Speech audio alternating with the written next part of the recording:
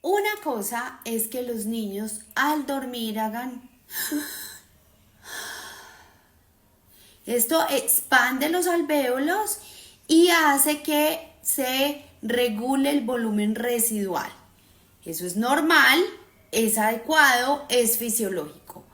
Pero esto es una apnea y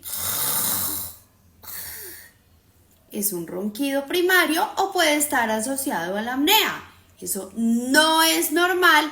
Roncar nunca es normal en ninguna posición en los niños y la apnea no es normal en ninguna posición tampoco, ni obstructiva ni central. Ojo, los suspiros son normales, las apneas y el ronquido no.